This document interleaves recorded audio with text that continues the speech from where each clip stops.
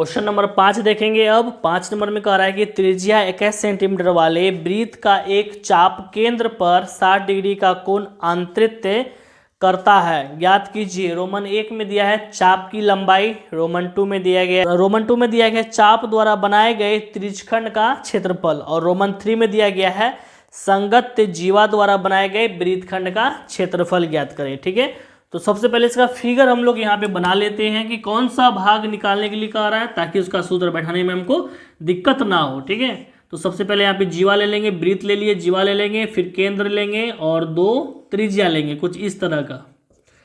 ठीक है, तो रोमन 1 में कह रहा था कि चाप की लंबाई ज्ञात करें। ठीक है, तो चाप की लंबाई का सूत्र आपको बता दिए हैं, वहां पे वही सूत्र बैठाएंगे। ठीक है, चाप की लंबाई का। अब यहाँ पे सबसे पहले देख लेते हैं कि इसका त्रिज्या क्या था, वो भी यहाँ लिख देते हैं। तो त्रिज्या आर बराबर था 21 सेंटीमीटर। उसके बाद यहाँ पे थीटा दिया हुआ था 60 डिग्री, यहां पर भी लिखना होगा। तो यहां पे लिखेंगे त्रिज्या आर बराबर हो जाएगा 21 सेंटीमीटर। उसके बाद थीटा लिखेंगे 60 डिग्री। ओके, दोनों क्लियर हो गया। इसके बाद रोमन 1 लिखेंगे। रोमन 1 में हो जाएगा चाप की लंबाई बराबर, इसका सूत्र हो जाएगा 2 पाई आर थीटा बट्टे हो जाएगा 360। आपको 2 सूत्र बताए थे पहले भी, एक सूत्र ये बताए थे और दूसरा में हम क्या बताए थे कि यहां पे जब 2 को काट देंगे इससे, ठीक है, तो यह हमारा एक सूत्र और बन जाता है पाई आर थीटा बट्टे 180 डिग्री। आप ये वाला याद किए हैं तो इस पर भी बैठाइए, अगर आप इस पर भी बैठाना चाहते हैं तो इस पर भी बैठा सकते हैं, कोई बात नहीं, दोनों का आंसर सेम निकलेगा। ठीक है, तो चलिए हम लोग इस पर बैठाते हैं। ठीक है, तो पाई का मान हम लोग को यहाँ पे देख लेना चाहिए कि पाई का मान क्या है। तो पाई का मान यहाँ पे रखेंगे 22/7, क्योंकि दिया हुआ नहीं है कि 3.14 बैठाना है। ठीक है, और त्रिज्या हमारा हो जाएगा 21 सेंटीमीटर, फिर गुना थीटा लिखेंगे 60 डिग्री, बट्टे में हो जाएगा 180। अब यहाँ पे कटाइए, 0 0 कट जाएगा, 6 से 18 2 बार में कट जाएगा, 7 से 21 कट जाएगा, ये 3 बार में, फिर कटेगा 2 से ये भी कट रहा है 11।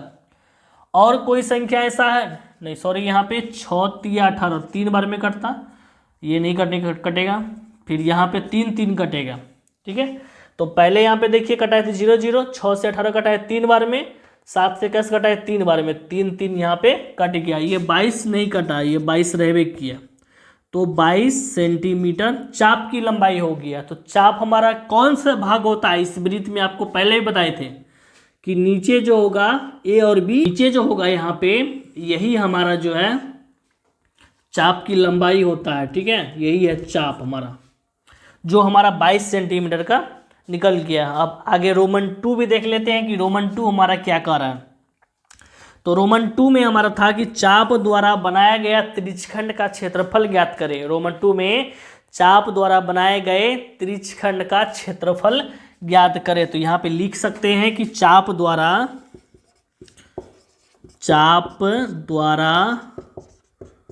बनाए गए त्रिज्यखंड का क्षेत्रफल बराबर हो जाएगा पाई आर स्क्वायर थीटा बट्टे हो जाएगा 360 डिग्री। अब इस पर बैठाएंगे तो पाई का मान फिर रखेंगे 22/7। उसके बाद यहाँ पे पाई का मान बैठा दिए, फिर त्रिज्या लेना है 21 लेंगे। ठीक है, उसके बाद जो है थीटा लेंगे 60 का लेंगे, अब बट्टे हो जाएगा 360, 0 0 कट गया, 6 से 36 कट गया 6 बार में, 7 से 21 कट जाएगा ये 3 बार में, 3 से 6 कट जाएगा ये 2 बार में, 2 से 22 कट जाएगा ये 11 बार में। अब जो संख्या बचेगा वो 11 और 21 ही होगा। तो 11 गुना 21, दोनों को गुना करेंगे, 11 और 21 को गुना करेंगे, 11 कम 11 का 1 हासिल हो जाएगा 1, 11 दूना 22, 1 23, 231 सेंटीमीटर स्क्वायर हो जाएगा। रोमन 2 में यानी चाप द्वारा बनाए गए त्रिज्यखंड का क्षेत्रफल, चाप द्वारा बनाया गया कौन सा, ये चाप हो गया और त्रिज्या ये हो गया, तो इसके द्वारा बनाया गया कौन सा हो गया, ये जो बीच वाला जो भाग दिख रहा है आपको, ये हो गया इसका, ठीक है। रोमन 3 में फिर कह रहा है यहाँ पे कि संगत जीवा द्वारा बनाए गए वृत्तखंड का क्षेत्रफल ज्ञात करें। तो संगत जीवा द्वारा बनाया गया, ये जीवा हो गया, ठीक है, और इसके द्वारा जो बनाया गया क्या कर रहा है, वृत्तखंड का क्षेत्रफल ज्ञात करने के लिए। तो वृत्तखंड हमारा ये वाला भाग हो गया, ठीक है, ये वाला भाग, इसका क्षेत्रफल ज्ञात करेंगे रोमन 3 में। अब रोमन 3 में यहाँ पे लिखेंगे जीवा द्वारा, ठीक है, संगत जीवा द्वारा बनाए गए, संगत जीवा द्वारा बनाए गए वृत्तखंड का क्षेत्रफल बराबर, इसका सूत्र हो जाएगा पाई आर स्क्वायर थीटा बटे 360 degree minus 1/2 R square sine theta. अब यहाँ पे मान बैठाएंगे तो पाई का मान बैठेगा 22/7, फिर त्रिज्या बैठाएंगे 21 गुना 21, थीटा का मान बैठाएंगे 60 डिग्री, बटे में हो जाएगा 360, उसके बाद माइनस 1/2 गुना, फिर आर का मान बैठाएंगे 21 गुना 21 गुना, फिर यहाँ पे लिखेंगे साइन 60 डिग्री, चूँकि थीटा का मान दिया है 60, तो साइन 60 डिग्री का मान बैठ जाएगा। अब यहाँ पे जो कटेगा फिर कटाएंगे, फिर 6 से 36 कट गया 3 बार में, 6 बार में, फिर 7 से 21 कटाएंगे, ये 3 बार में कट जाएगा, 3 से 6 कटाएंगे ये 2 बार में, फिर 2 से कट जाएगा ये 11 बार में।